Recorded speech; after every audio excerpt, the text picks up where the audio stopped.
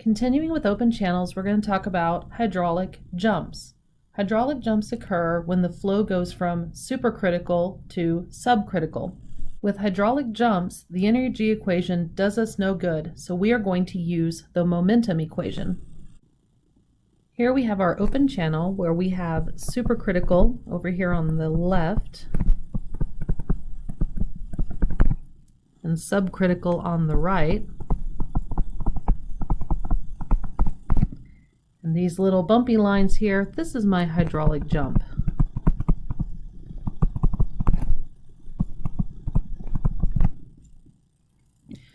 The hydraulic grade line, of course, is the water level, but what you're going to see with the energy grade line is a big drop on this hydraulic jump.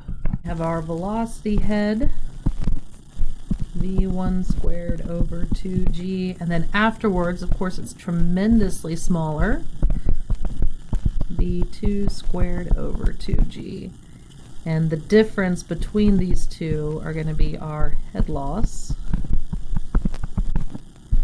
Now, because this is open channel flow, our force is going to be hydrostatic.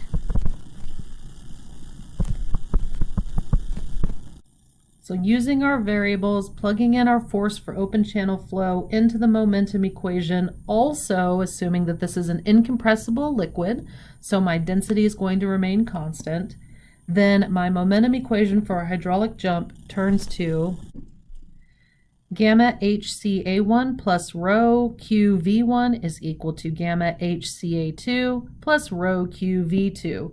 And HC is the distance to the hydraulic center of our cross section. The head loss would simply be the change in energy.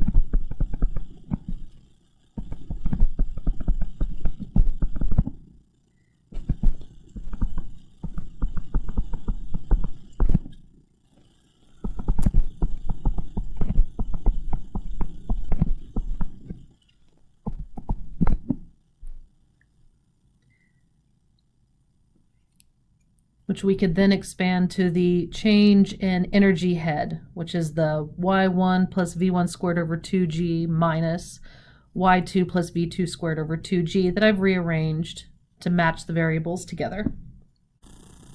Putting this into practice, let's say we have a trapezoidal open channel that has a wall slope with a rise of 1, run of 2, a bed width of 8 feet, and I have a 1.5 foot depth before the hydraulic jump. We have a measured flow rate of 250 cubic feet per second. What would be the depth after a hydraulic jump? So by slope, by obstruction, we forced a hydraulic jump. That doesn't matter. What we care about here is the depth after the hydraulic jump. So I'm going to start with the momentum equation. Now we've been given our Q, and we can assume this is water at regular temperature and pressure, so that's 62.4 pounds per foot cubed. So what I need is the depth to the center of the hydraulic cross section, the area, and the velocity. So remember, HC is the centroidal depth for our cross section here. So this is HC. And if we have a rise of 1 to a run of 2, our rise is 1.5. So that means each side is going to move out 3 feet for our supercritical flow, or our pre-hydraulic jump flow. So there's that. So I'm going to solve for my supercritical depth to the center of the cross section using weighted averages. So dividing my trapezoid up into 2 side triangles in the middle rectangle, I find that the depth to my supercritical hydraulic center is 0.682 feet.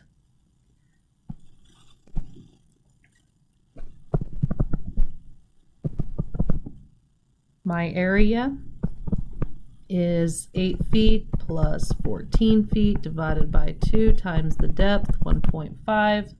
And this is equal to 16.5 feet squared. And then using that area, I can find my velocity, which is going to be flow rate 250 cubic feet per second divided by area.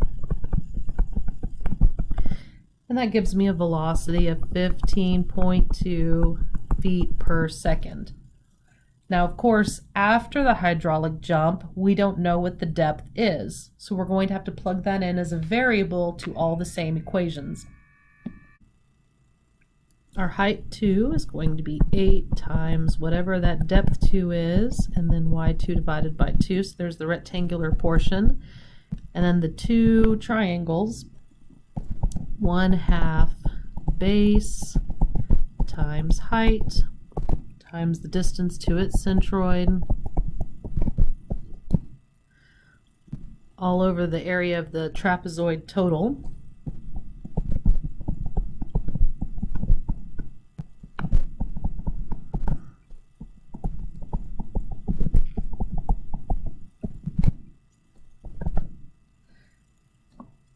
We can simplify this to y2 times y2 plus 6 all over 3y2 plus 12. Area 2 is equal to 8 plus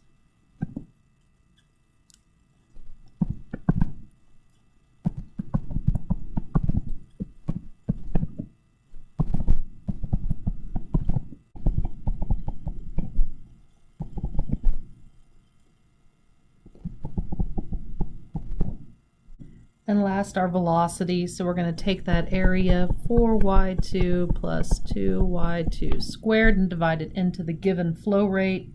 And that's as simple as we can get that. Okay, so we have all of our terms now with the variable y2 for our depth that we need to solve for. So now I'm going to go all the way back to my momentum equation and plug this in. So plug in our big equation into a solver. I get answers for y2 as 3.85, 1.5, minus 4.93, and minus 5.49. So of course the negative values aren't going to work for depths because they're negative, right? We don't want negative depths.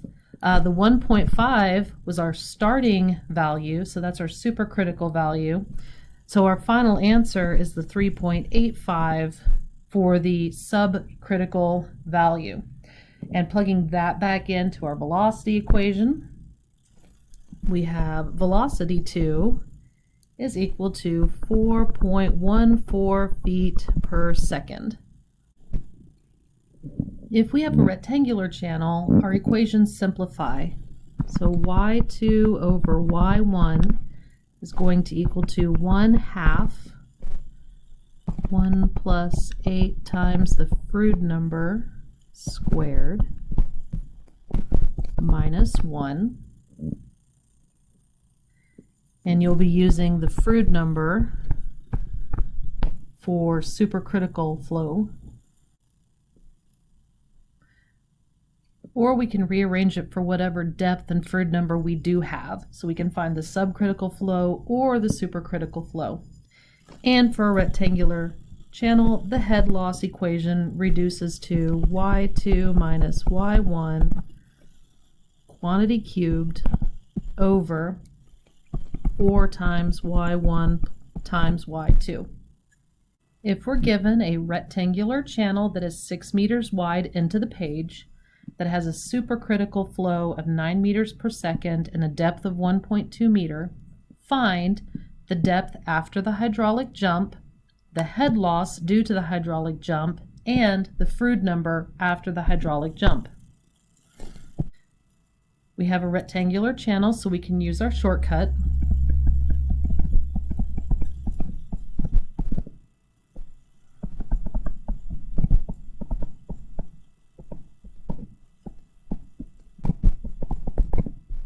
Froude number is going to be the velocity divided by the square root of the sum g times y being the hydraulic diameter, but for a rectangular channel, it's just the depth.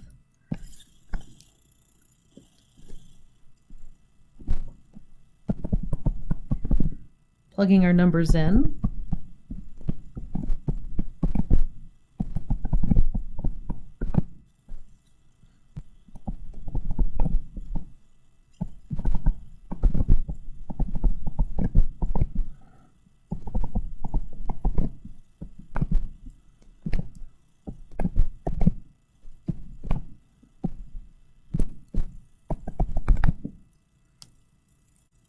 I get a depth after the hydraulic jump of 3.89 meters.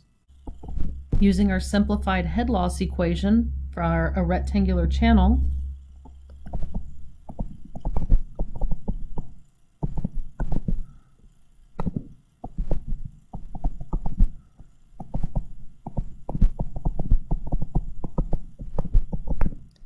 I find that my head loss is 1.04 meters. Flow rate, which is equal to velocity 1, area 1, is also equal to velocity 2, area 2. So my second velocity is equal to area 1, 1.2 meters times 6 meters, and velocity 1, 9 meters per second, all divided by area 2, which is 3.89 meters times 6 meters. And we find that my velocity after the hydraulic jump has slowed down to 2.78 meters.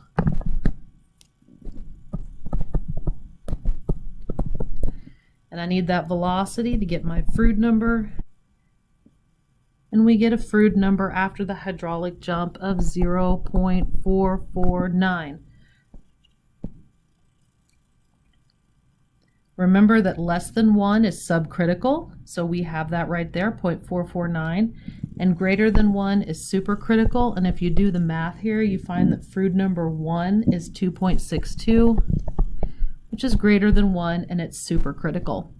Here we're given an open channel that's rectangular and is 1 meter wide into the page. It has a flow rate that's measured at 2.5 meters cubed per second.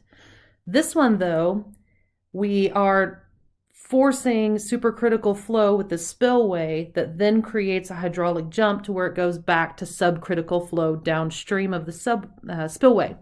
So what we want to find is the depth of flow downstream of the hydraulic jump. So I've got a supercritical over the spillway, a subcritical after the hydraulic jump, so I can use my shortcut equation for a rectangular channel. Depth of flow downstream is equal to the depth of flow upstream divided by 2 times the square root of the sum 1 plus 8 times the Froude number squared minus 1. Problem is, I don't have any of those numbers, but I can find the depth of flow 1 using energy equation because I don't have a hydraulic jump and an energy loss between the 5 meter depth of flow to the supercritical depth of flow. So I'm going to come up here and label. I'm going to call U.0, U.1, and U.2 and set up my energy equation. All right, everything is open, so I don't have any internal pressure. I don't have a pump. I don't have a turbine. We're going to neglect losses. So all I have left is my initial velocity before the spillway and then the velocity over the spillway. Plugging in what we know our original depth is 5 meters. Our initial velocity is going to be Q divided by A, so that's 2.5 meters cubed per second divided by 1 meter by 5 meters squared all over 2G. And this needs to equal the depth of flow over the spillway. Well, we don't know that, so we'll just call it Y1. Plus velocity 1 squared. Again, assuming incompressible, we can use Q equals VA, so that's going to be our flow rate, 2.5 meters cubed per second, all over my area, 1 meter times y1 quantity squared all over 2g. Yes, I'm being lazy and plugging everything into one huge equation. Then I went to a solver and I find that y1 can equal to negative 0.246, 0.259, or 5 meters. Okay, now we already know that it can be 5 meters because that's what we started with. We don't want a negative depth, so we're going to use the only positive depth that we haven't already used, right? So there is our y1. Now before I can use the hydraulic jump equation, I need to make sure that it's supercritical. So I'm going to check with the Froude number. My Froude number is the velocity, 2.5 meters cubed per second, all over 1 meter by 0.259 meters.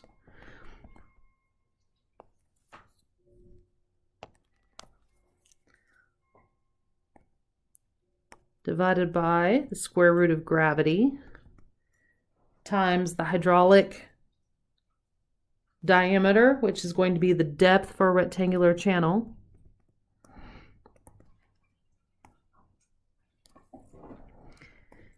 And I end up with a Froude number of 6.06. This is definitely greater than 1. That makes it supercritical.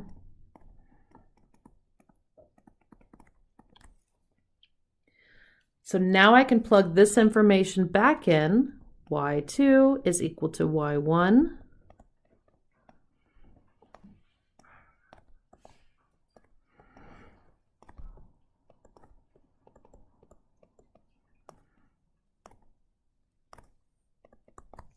And I find that my depth of flow after the hydraulic jump is 2.09 meters.